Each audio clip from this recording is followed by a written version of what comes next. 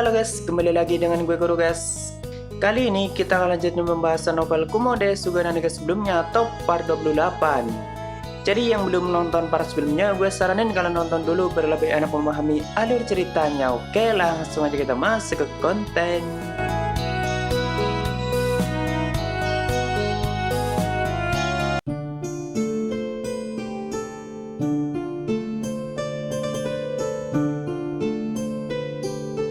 Di cerita sebelumnya, Blue yang menjadi komandan pasukan ke-7 sedang melakukan pertarungan 1 lawan 1 melawan sang pahlawan atau Julius.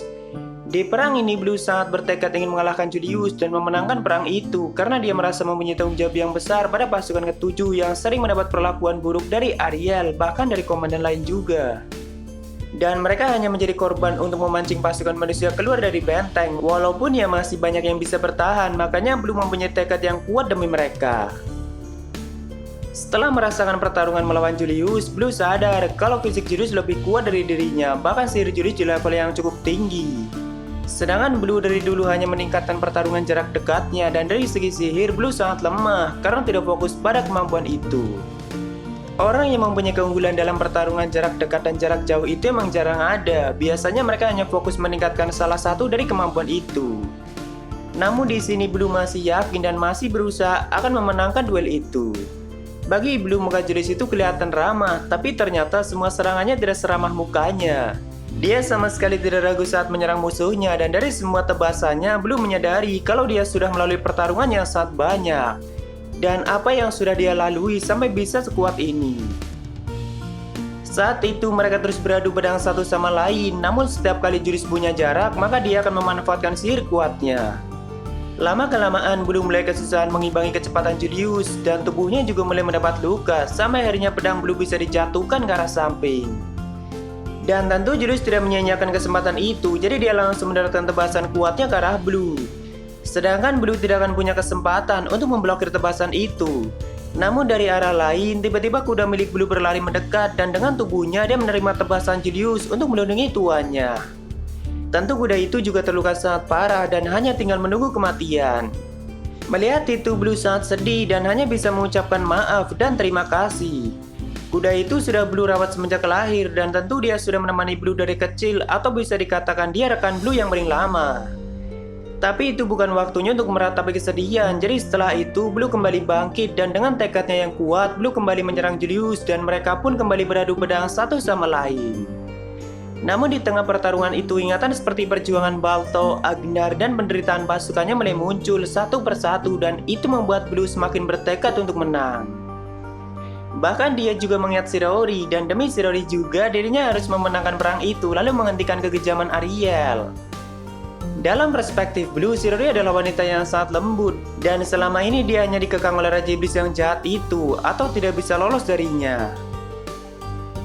Lalu setelah beberapa lama, Blue mulai mencapai batasnya, namun dia tidak menyerah sedikit pun, sampai akhirnya kemampuan akselerasi pikiran Blue juga naik di tengah pertarungan itu. Dan membuat dirinya bisa berpikir lebih cepat dan semakin jelas melihat kecepatan Julius yang sebelumnya terlihat samar-samar oleh Blue. Namun di sisi lain itu juga semakin memperjelas perbandingan kekuatan mereka yang ternyata mempunyai perbedaan yang cukup jauh. Saat itu Blue mulai panik dan tak lama kemudian akhirnya Julius berhasil mengembaskan pedang Blue sehingga Blue juga terlempar ke belakang dan setelah itu ada rentetan cahaya yang ditembakkan oleh Julius dan itu mengenai Blue dengan telak. Tentu dia sampai terlempar jauh dengan luka yang cukup parah. Tapi saat itu Blue yang sudah terkapar masih tidak mau menyerah dan menggunakan kekuatannya yang tersisa untuk segera menyembuhkan dirinya sendiri. Namun Julius dengan cepat langsung menghampirinya dan mengatakan, "Kau tidak seharusnya memaksakan dirimu lebih jauh dan kau sudah lihat perbandingan kekuatan kita." Lalu Blue bilang, "Aku belum kalah dan kalau aku pulang dengan merangkak seperti ini maka aku tidak akan bisa menghadapi kakakku."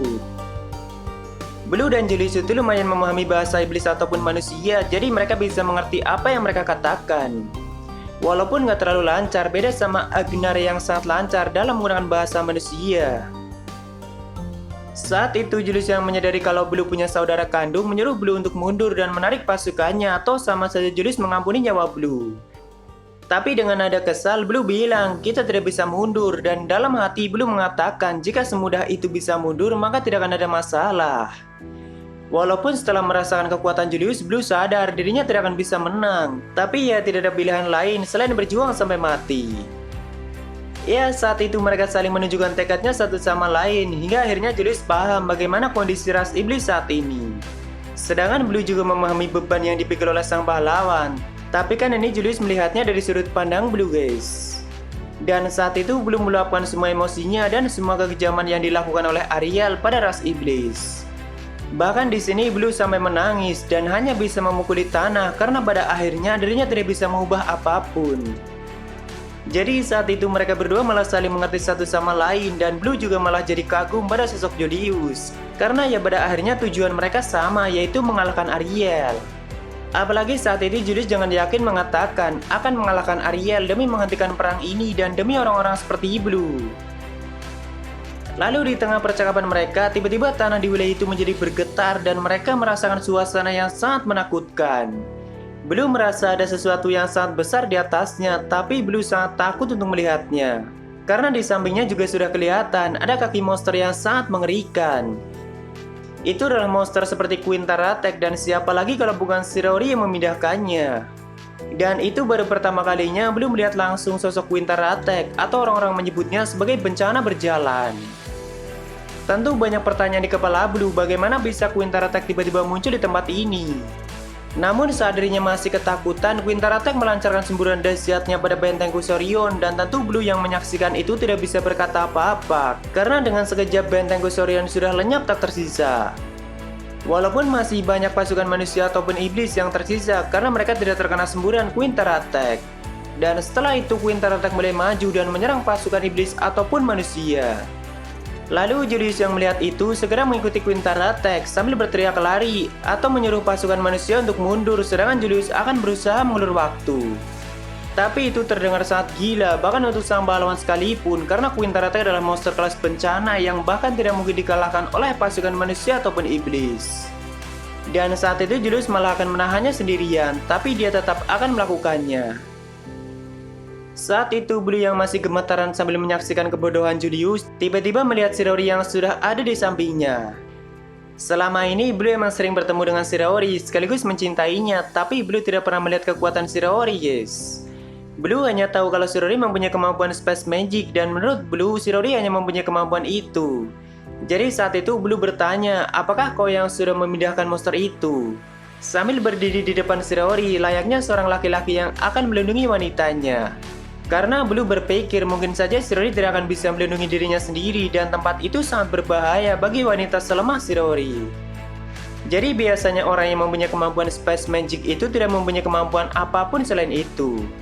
Karena butuh poin keterampilan yang sangat banyak untuk menguasai Space Magic, jadi mereka tidak bisa meningkatkan keterampilan lainnya. Dan Blue mengira Shirori seperti itu.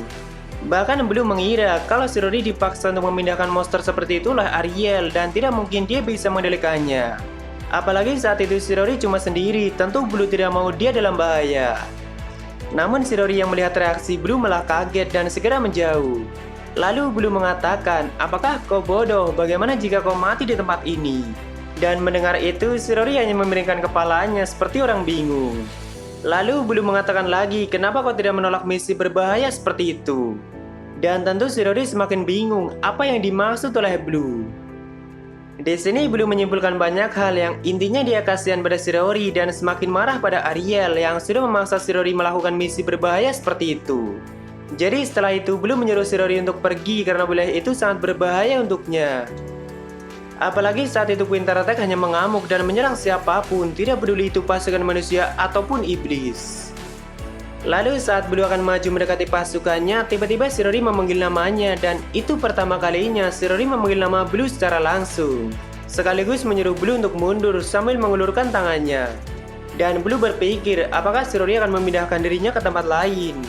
Namun saat itu Blue menolak tawaran Shirori dan Blue bilang, aku tidak akan meninggalkan pasukanku, seorang komandan harus melindungi pasukannya sendiri.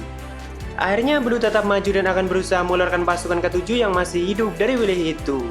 Dan menyuruh Shirori untuk pergi tanpa dirinya. Ya Blue itu emang polos dan baik banget, cuma sikapnya aja yang kadang terlihat kasar.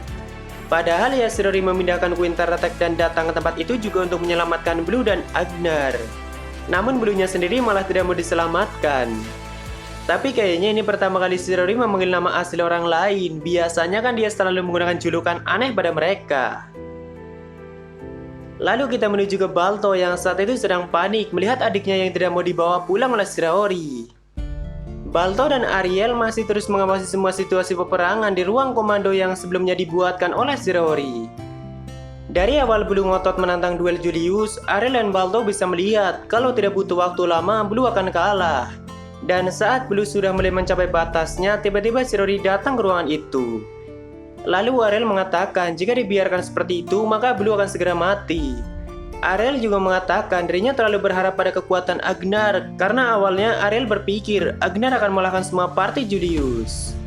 Namun Shirori yang mendengarnya malah menyangkal perkataan Ariel. Shirori bilang Agnar sudah berjuang sangat keras dan memang party pahlawan cukup kuat. Saat itu Balto dan Ariel tentu sangat kaget mendengar ucapan Shirori. Ya kan jarang-jarang dia mengatakan hal seperti itu guys. Jadi di sini Ariel meledek Shirori, tumben kau membela orang lain. Apakah selama ini seleramu tipe bapak-bapak seperti Agnar? Tapi Shirori hanya menggelengkan kepalanya. Kalau om-om keren seperti Balto dan Merah sih emang menarik bagi Shirori. Namun kalau Agnar adalah asetnya yang sangat penting. Semakin lama menyaksikan pertarungan Blue melawan Julius, Balto semakin panik dan terus berpikir bagaimana caranya membalikan keadaan agar adiknya bisa selamat. Saat itu mereka juga melihat dan mendengar percakapan dramatis antara Blue dan Julius, dan tentu Ariel mendengar pernyataan Julius yang dengan yakin bilang akan mengalahkan dirinya. Tak lama kemudian Ariel bilang sudah saatnya melakukan rencana selanjutnya. Dan dengan sekejap Shirori sudah ada di benteng Kusorion sekaligus memindahkan Queen Teratek. Selebihnya seperti yang kita lihat sebelumnya guys, dan tentu Balto juga melihat semuanya. Dan setelah itu Shirori langsung kembali lagi ke ruang komando tanpa berhasil membawa pulang Blue dan Agnar. Tapi mengenai Agnar, Shirori hanya mengatakan kalau Agnar masih bertarung. Tentu di sini Ariel sangat menyayangkan keputusan Blue. Bahkan Ariel bilang jika Blue dan Agnar sampai terbunuh di benteng Kusorion, lalu apa gunanya kita memindahkan Queen Teratek ke tempat itu? Saat itu Balto yang mendengar perkataan Ariel seperti tidak mempercayai kalau ternyata Ariel peduli terhadap adiknya. Bahkan sampai menurunkan Queen Teratek dan mengirim Shirori untuk menjemputnya. Selama ini Balto mengira kalau Ariel cuma melihat para komandan sebagai pion pengorbanan dan akan membuang mereka kapanpun jika diperlukan. Tapi ternyata tidak seperti itu. Dari sudut pandang para komandan, Ariel yang emang terlihat kejam, namun sebenarnya Ariel peduli pada mereka.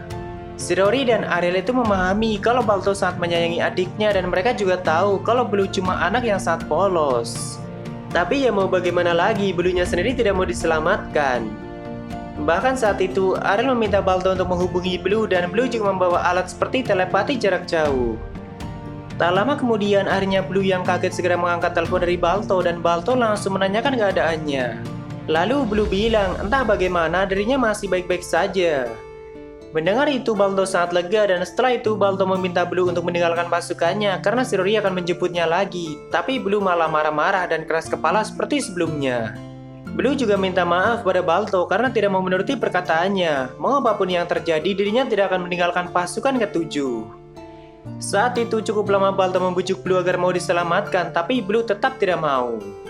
Jadi Balto hanya berpesan untuk jangan terlibat pertarungan dengan Queen Teratek ataupun mendekatinya karena monster itu akan segera membunuh sang pahlawan. Balto juga memberitahu Blue kalau monster itu adalah ciptaan kecil dari Raja Iblis. Jadi setelah mendengar itu, Blue hanya merasakan putus asa karena tidak ada harapan untuk melawan Raja Iblis. Dan tekad kuat sang pahlawan yang tadi sempat Blue kagumi juga tidak akan berarti apa-apa di hadapan kekuatan Ariel. Blue juga akhirnya mengerti kenapa orang sekuat Balto dan Agnar mau tunduk pada Ariel. Setelah itu Balto masih terus berpesan banyak hal pada Blue, namun di tengah percakapan mereka tiba-tiba suara Blue tidak lagi terdengar, bahkan setelah Balto memanggilnya beberapa kali. Jadi kemungkinan dia sudah mati. Lalu kita lihat dari sudut pandang Yana guys. Dari awal kita tahu kalau Yana itu jatuh cinta sama Julius, tapi Julius tidak pernah menanggapi perasaannya walaupun Julius juga menyadari perasaan Yana. Selama bergabung dengan partai Julius, Yana berpikir kalau semuanya akan baik-baik saja selama Julius masih ada. Dan nyatanya mereka dari dulu selalu bisa menyelesaikan pertarungan tanpa ada korban yang mati di partai mereka. Tapi kini pemikiran seperti itu sudah tidak berlaku setelah partai mereka menghadapi kekuatan Agnar. Untuk pertama kalinya Yana merasakan pertarungan yang sangat menakutkan dan bahkan saat itu Harin, Jessica, Hawkins dan dirinya sudah terluka cukup parah dan hampir mencapai batas kekuatan mereka. Dia mulai takut apakah party Julius akan berakhir di perang ini. Walaupun dari dulu Julius selalu meyakinkan Yana kalau hari itu akan segera datang dan suatu saat kita akan menghadapi musuh yang tidak sanggup kita kalahkan. Karena Julius kan selalu sadar kalau dirinya sangat lemah. Saat itu satu-satunya harapan Yana dan yang lainnya adalah bertahan selama mungkin dari kekuatan Agnar sambil menunggu Julius menyelesaikan pertarungannya melawan Blue. Dan barulah mereka akan bersama-sama mengalahkan Agnar. Karena mereka berempat merasa tidak mungkin untuk mengalahkan Agnar tanpa bantuan dari Julius. Bahkan saat itu Agnar masih belum terlihat kelelahan setelah bertarung cukup lama melawan mereka. Tapi harapan itu segera menghilang setelah Quintar Attack muncul dan dengan sekali semburan nafasnya, Yana sudah tidak melihat benteng Kuserion dan semua pasukan yang ada di dalam benteng itu. Dia hanya bisa mengatakan ini tidak mungkin nyata dan sebenarnya apa yang sedang kita lawan di perang ini. Yana akhirnya menyadari kalau manusia tidak mempunyai harapan untuk menang dan itu bukan lagi perang tapi pembantaian. Lalu untuk apa party Julius berjuang di perang itu? Ya, saat itu dia sangat putus asa walaupun dari dulu sudah sering menyaksikan pembantaian yang dilakukan oleh Julius. Tapi ini pertama kalinya Yana menyaksikan kekuatan yang di luar nalar dan merasakan pertarungan yang sangat mematikan. Lalu di saat dirinya sedang melamun, tiba-tiba Hayrin sudah ada di sampingnya sambil menahan serangan Agnar. Sedangkan Jeskan sudah terjatuh di tanah dengan tubuh yang berlumuran darah.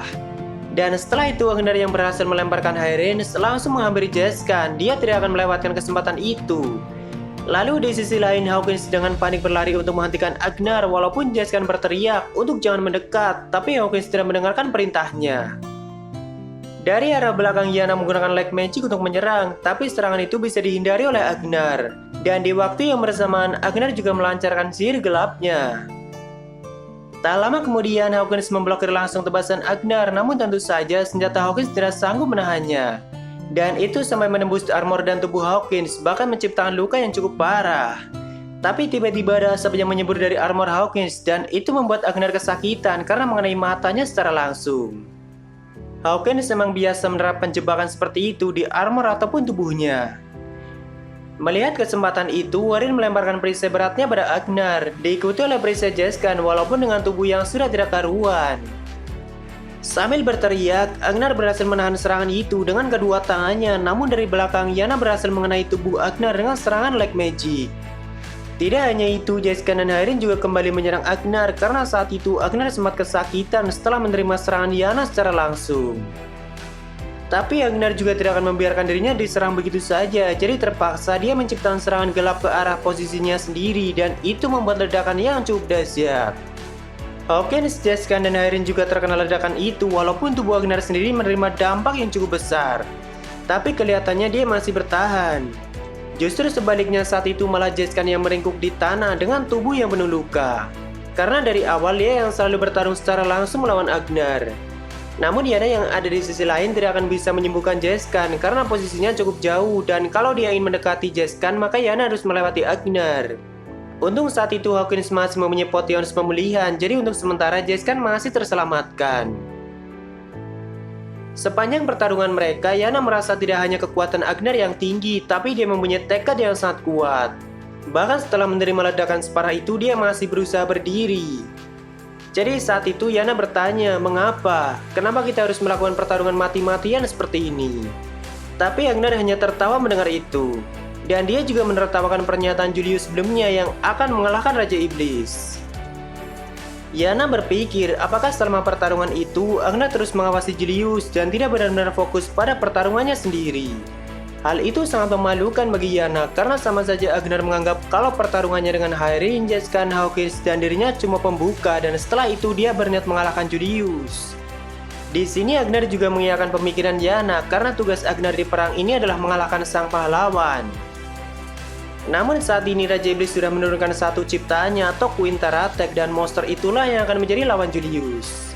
Jika Julius tidak mampu mengalahkan monster itu maka jangan harap dia bisa menantang Raja Iblis. Yana yang mendengar perkataan Agnar mulai bingung, jadi dia menanyakan apakah monster itu adalah Raja Iblis. Lalu Agnar bilang, tentu saja bukan, itu hanya satu dari keturunannya dan tentu Raja Iblis jauh lebih kuat dari monster itu. Di tengah percakapan mereka, ternyata Julius sedang bertarung melawan Quintar Attack sendirian. Dan tentu Erin dan yang lainnya langsung panik melihat itu. Kenapa dia melakukan tindakan yang sangat bodoh? Tapi di sini Agnar juga menghormati tekad Julius, karena itu sama saja menerima tantangan dari Raja Iblis. Dan sang pahlawan memang harusnya seperti itu. Walaupun bagi Agnar itu bukanlah keputusan yang bijaksana. Jadi saat itu Agnar dan party Julius memang sengaja mengulur waktu dan melakukan percakapan singkat, karena mereka sama-sama terluka parah, jadi memanfaatkan kesempatan itu untuk memulihkan tubuh mereka masing-masing. Tapi kita lanjutkan di part selanjutnya guys.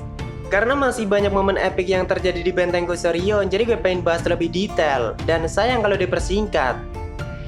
Apakah kalian bertanya-tanya, kenapa si Rory tidak langsung aja memindahkan Agnar dan Blue, lalu membantai party Julius? Santai guys, si Rory punya alasan kuat kenapa tidak melakukan itu. Dan kalau si Rory yang langsung turun tangan, nanti mereka tidak merasakan keputusasaan. Oke, waktunya Saveria. Ada dari Suntot, kalau bisa 2 hari sekali Min. Gue nggak bisa janji guys, kalau durasi videonya cuma 10 menitan sih gue sanggup aja. Atau misal kalau bahas manga mungkin bisa lebih cepet. Lalu dari Suntot lagi, kalau bisa 2 hari sekali Min, sama masukin YouTube. Iya ini gue masukin, sorry nggak sempat gue baca di video sebelumnya. Karena sebenarnya gue udah bikin skrip pembahasan itu dari kemarin-kemarin. Dan saat gue upload video ini gue udah punya skrip pembahasan part selanjutnya guys. Jadi gitu, thank you bro. Dan ada dari Mahiru. Anu menganu dengan Anu, lalu nganu menganu kemudian Anu. Ya mungkin maksudnya gitu sih, tapi makasih bro. Oke itu semua dari Saveria, makasih yang udah donasi. Dan mungkin segitu aja untuk pembahasan kali ini. Jika ada kesalahan gue minta maaf, atau kalian bisa koreksi aja di bawah. Like jika kalian suka dengan video ini, dan dislike jika tidak suka tidak apa-apa. Thank you yang udah mampir, sampai ketemu di video selanjutnya. Salam kudo guys.